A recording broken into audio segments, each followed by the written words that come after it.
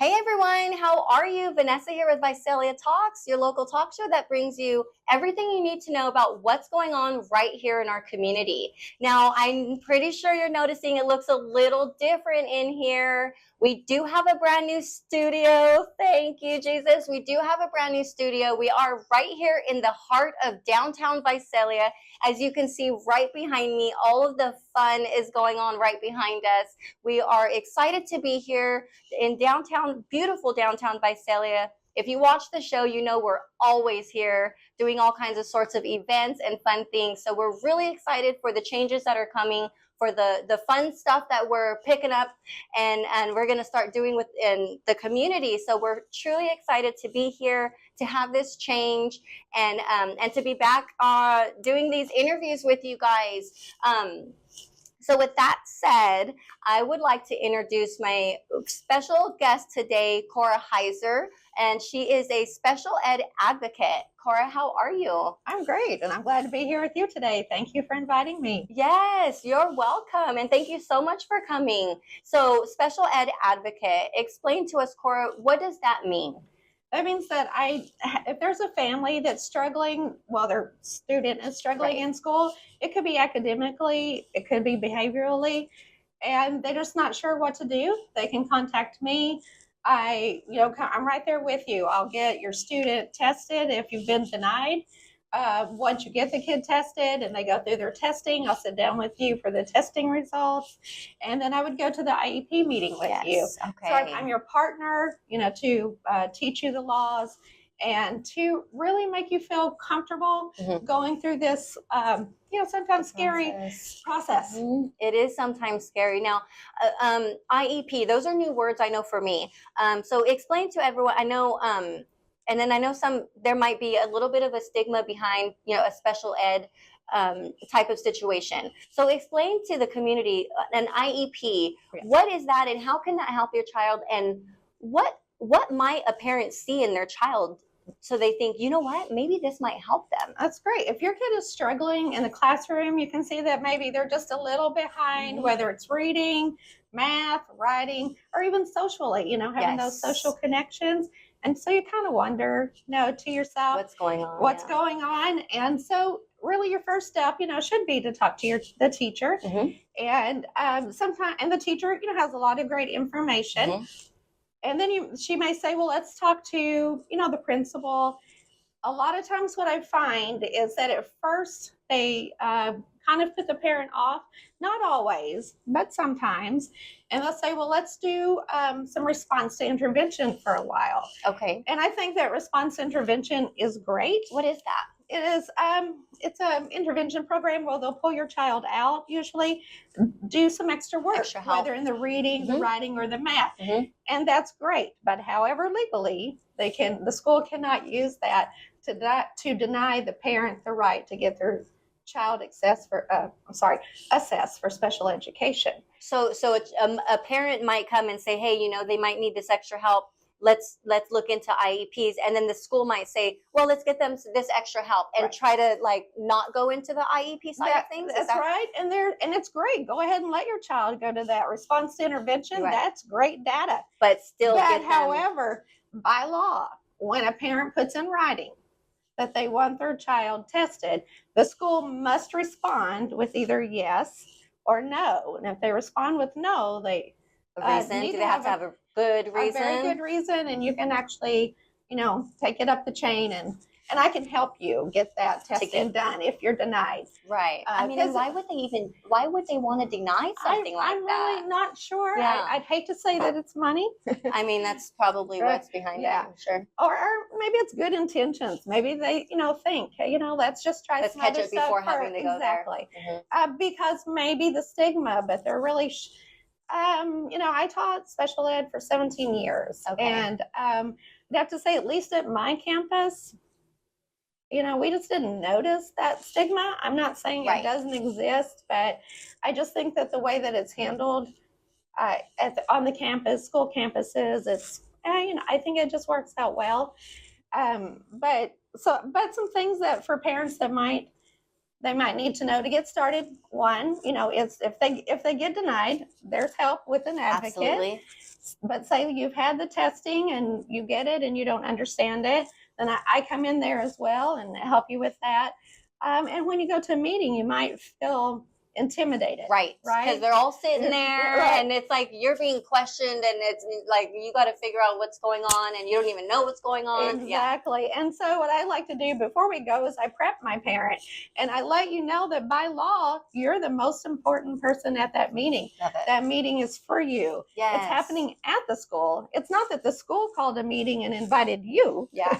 This is your meeting for your student and you're the expert. And the federal law really ensures that you are an active, fully informed member of that team. So you are one of the 5 stakeholders that must be at that meeting.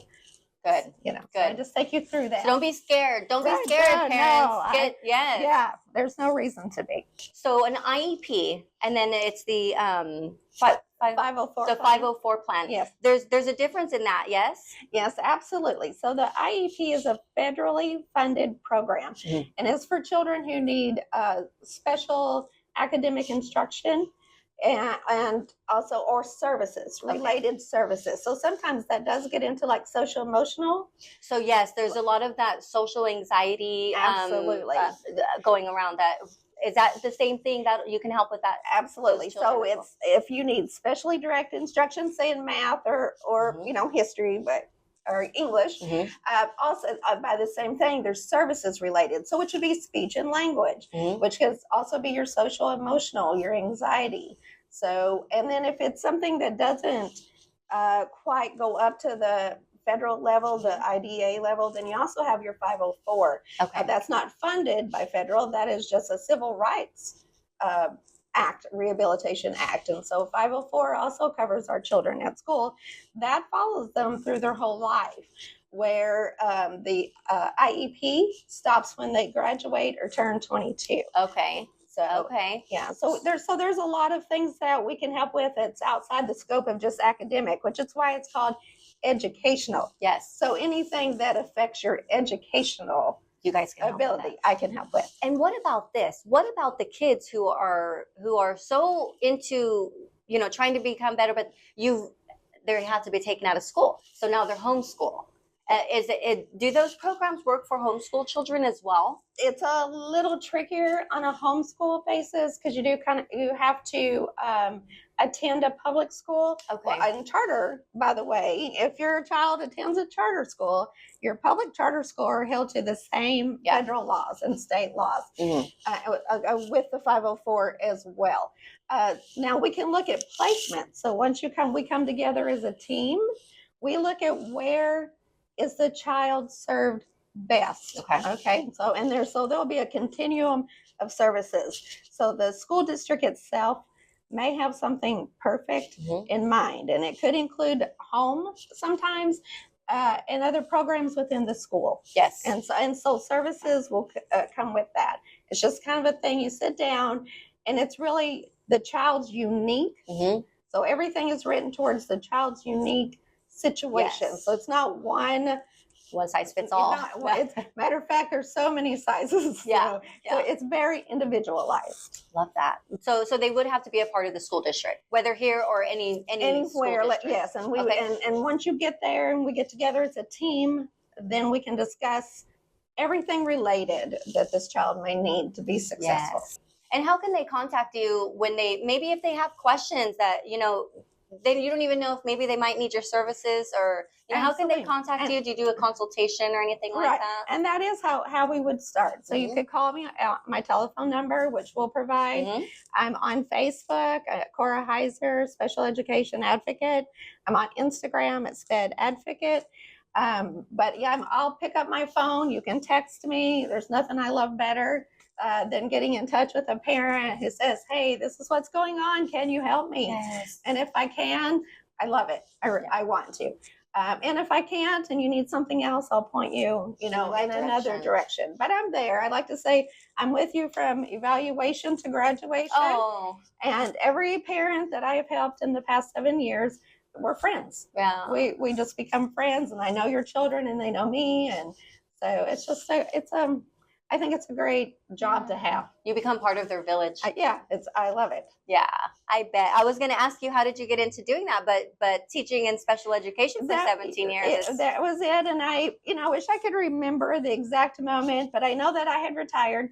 But we were a very small community, Joshua Tree, 29 Palms, so down in that area.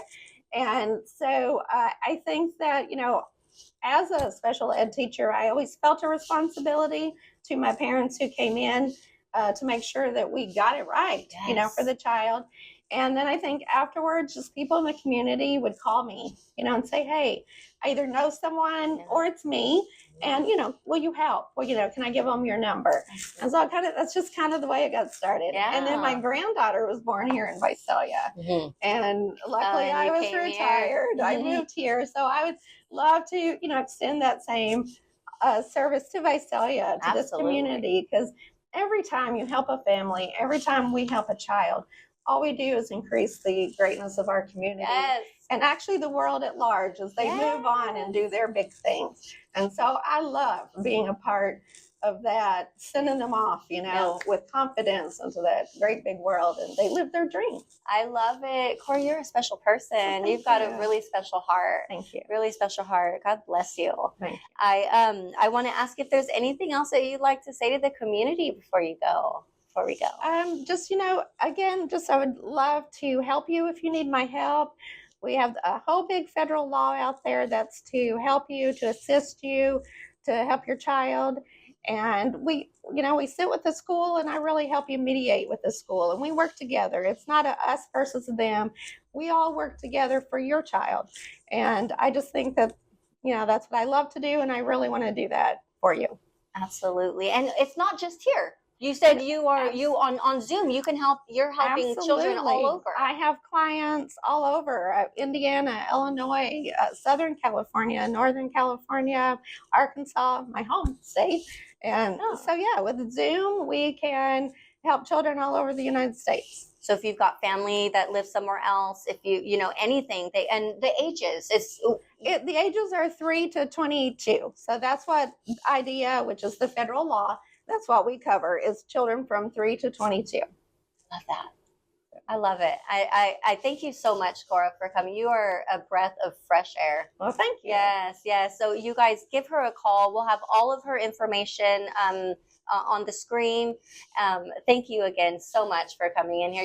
You're going to be helping our community a lot. I'm glad to have you here with us to help our kids, and rather than somewhere else. We need you. And I'm glad to be here. Yes, willing to work, willing to help. Yes, give her a call. Whether you're here or somewhere else, give her a call. She can get you guys' kids on track. Thank you so much, Cora. You're welcome. We'll see you guys soon.